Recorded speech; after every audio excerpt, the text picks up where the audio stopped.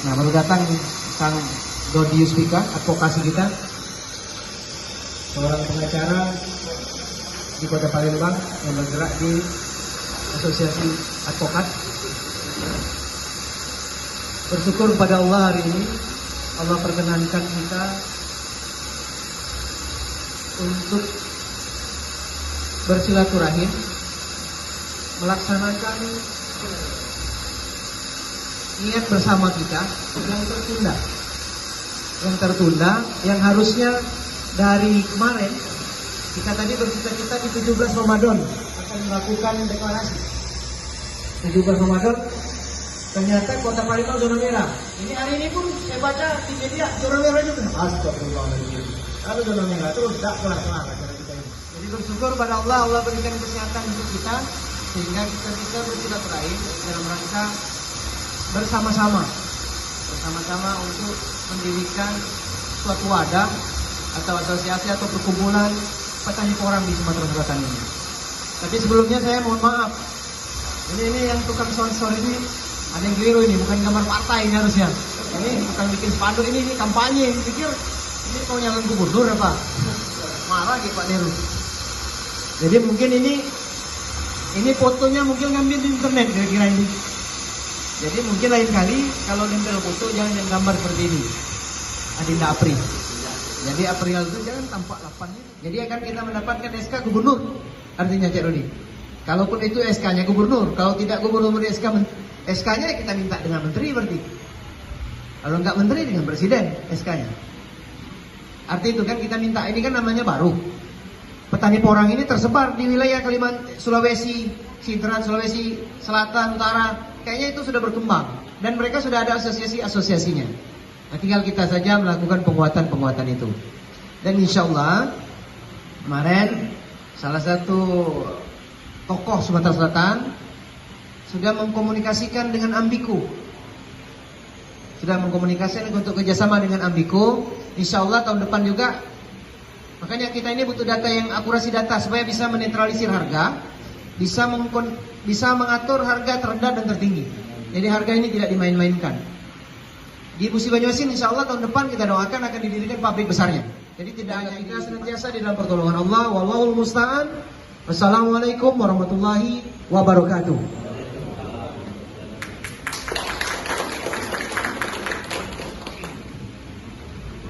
Demikian tadi sambutan dari Saudara Jabik mewakili para inisiator pendirian Asosiasi Petani Porang Sumatera Selatan. Sudah banyak yang dia boleh sampaikan. Mudah-mudahan apa-apa yang beliau cita-citakan, yang kita semua inginkan akan berjalan lancar dan selalu dalam mewakili pemerintahan. Ini ada hadir dari Dinas Perkebunan Pak Rudi. Ini mohonkan juga memberikan motivasinya dan juga arahannya. Mudah-mudahan asosiasi porang yang akan kita dirikan ini akan langgeng dan bisa menjadi pelindung bagi petani-petani porang yang ada di Sumatera Selatan. Pada beliau kami persilakan waktu dan tempatnya.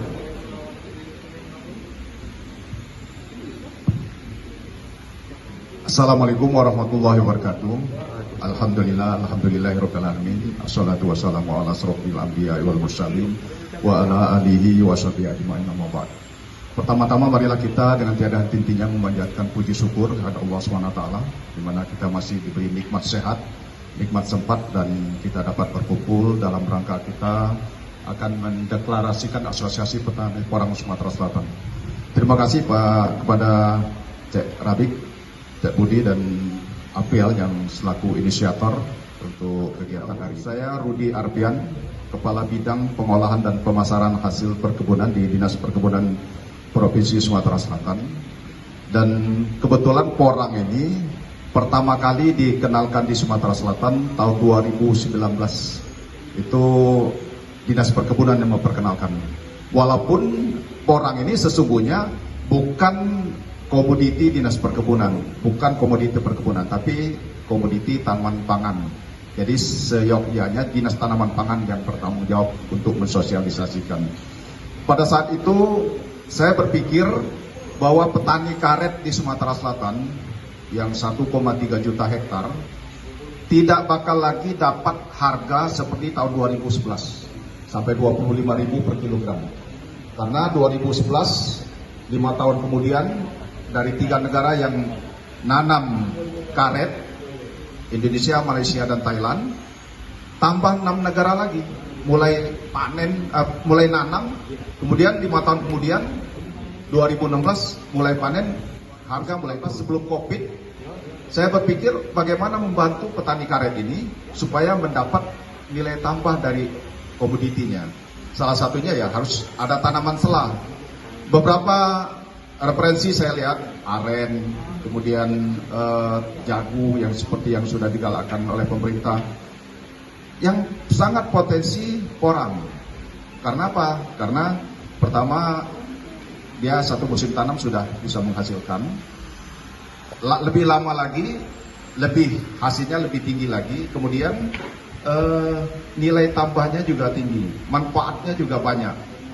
Selain untuk pengganti beras, juga bisa untuk obat seperti kapsul untuk obat itu dibuat dari porang. Kemudian asam oksalatnya itu digunakan untuk lem pesawat terbang. Jadi saya lihat waktu itu memang porang ini sangat-sangat bermanfaat. Makanya kita mengadakan FGD di 2019 itu, mengundang seluruh kepala dinas perkebunan, kemudian mengundang kelompok dari Jengun mendorong, dan malah beliau hadir membawa beberapa kepala dinas di luar provinsi Sumatera Selatan.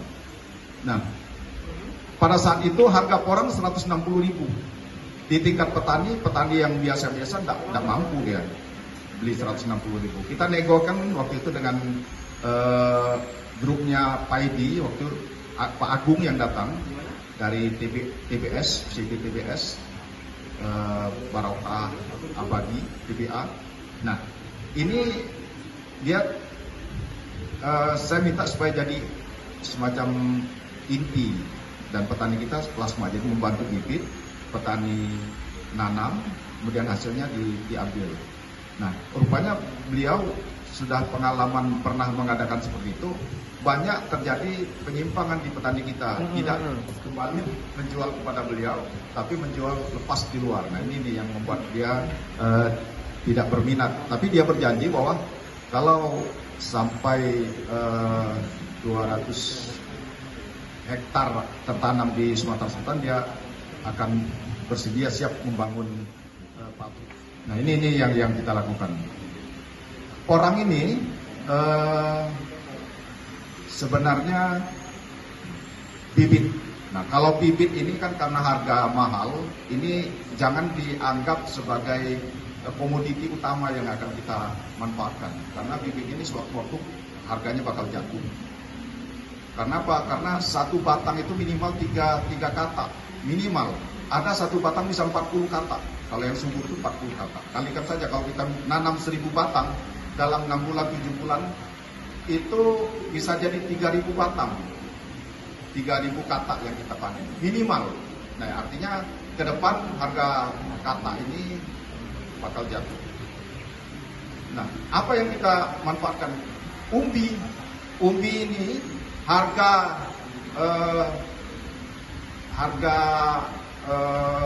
yang paling minimal itu 4.000, petani sudah untung.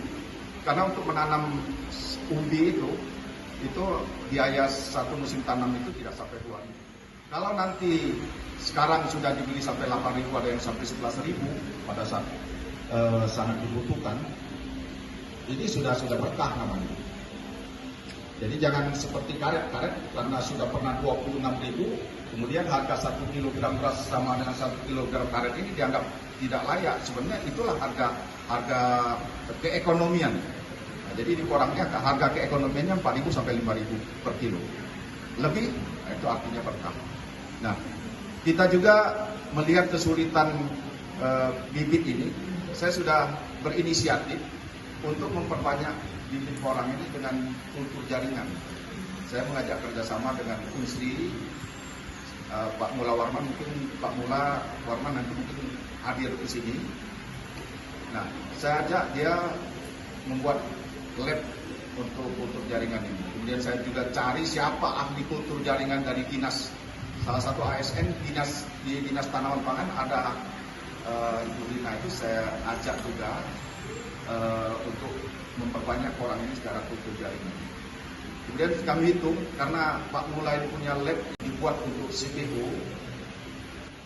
Ini saya carikan sponsor, dapat sponsor dari Pegadaian, tapi pada waktu itu saya nggak direstui oleh para dinas karena dia tidak mau tanda tangan untuk menerima bantuan itu, dianggap ini bantuan pribadi Pak Rudi bukan untuk rakyat itu. Ya udah.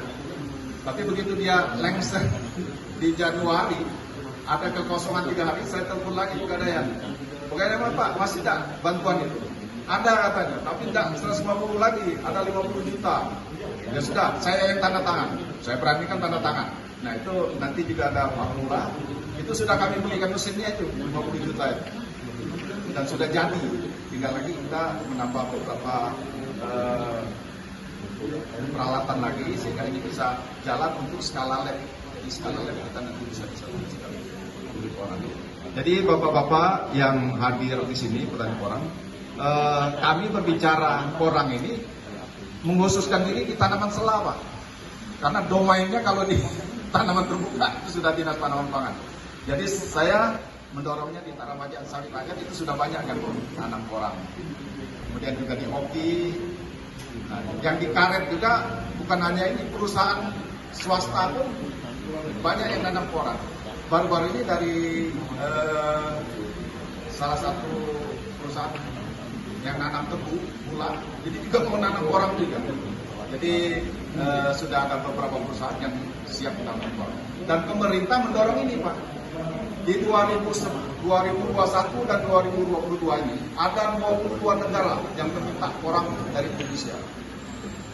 Makanya di 2021-2022 ini merupakan komoditi unggulan Indonesia. Jadi Presiden dan Menteri Pertanian menantang Bupati dan Wali Kota yang siap menanam 1000 hektar, silakan berkomunikasi dengan Menteri Pertanian. Negosiasinya gimana nanti? Apa yang dibantu oleh pemerintah, apa yang disiapkan oleh kabupaten kota. Ini suatu kesempatan artinya untuk kabupaten Marikina seperti di perkebunan untuk menyampaikan kepada Bupati Wali Kota untuk menyambut tantangan ini. Nah mudah-mudahan ada Pak Haji Rafi di sini. Ini bisa merealisasikan ini. Karena porang ini luar biasa dan juga walaupun modalnya besar tapi hasilnya akan lebih besar. Mungkin itu yang dapat saya sampaikan, dan deklarasi ini sangat-sangat bermanfaat sekali, dan saya harapkan seperti kata Pak Dini Haji Rabi tadi, ini jangan berhenti di asosiasi, karena asosiasi ini tidak bisa bisnis, yang bisa bisnis pada usahanya seperti koperasi. Jadi saya sangat setuju nanti dibentuk koperasi supaya apa? Inilah yang akan menjembatani antara petani dan eksportir. Jadi asosiasi atau koperasi inilah yang akan mengekspornya. Jadi tak mungkin petani ini mengekspornya sendiri-sendiri, karena satu kontainer itu paling tidak harus ada 27 ton. Nah, kalau banyak kan dengan ada rembukan asosiasi ini, koperasi bisa membuat dari. Itu saja Pak Haji Rabi, Pak Budi. Saya akhiri, billahi taufik wal hidayah. Wassalamualaikum warahmatullahi wabarakatuh. Terima kasih Pak Rudi dari Dinas Perkebunan Sumatera Selatan yang sudah memberikan respon positif. Selanjutnya, sebelum kita mendeklarasikan, karena tadi inisiator sudah menyampaikan maksud dan tujuan kita hadir di sini, nggak mungkin juga inisiator yang mendeklarasikan sementara yang hadir nggak setuju nanti kan? Kita buat sepakatan dulu nih. Bapak Ibu yang hadir di sini sepakat kita untuk mendirikan Asosiasi Petani Porang Sumatera Selatan? Sepakat ya? Nah sekarang tinggal diisi saja nih. Saya bacakan ya. Berita acara deklarasi Asosiasi Petani Porang Sumatera Selatan.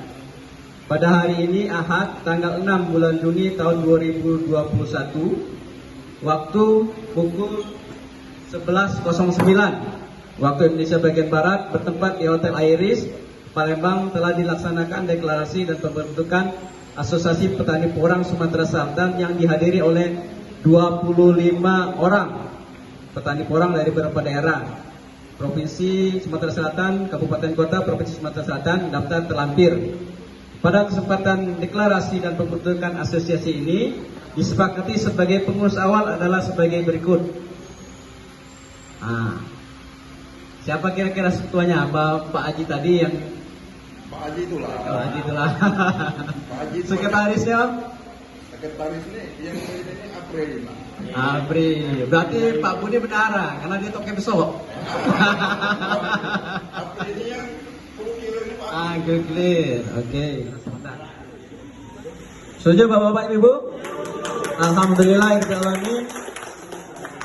Mudah-mudahan dengan hari yang sangat bagus ini, kata Bung Apri tadi, ini hari baik karena tanggalnya sama, tanggal 6 bulan 6, cuma tahunnya 2021. Dan ini sudah mengalami 3 kali pengunduran. Dan mudah-mudahan di angka 3 ini, angka ganjil ini juga membawa berkah kepada kita semua, bahwa segala sesuatu itu harus direncanakan tapi juga harus bersabar. Cuma kita rencanakan mata-mata nggak sabar kan, Covid kayak kemarin tanggal 7 gagal kan.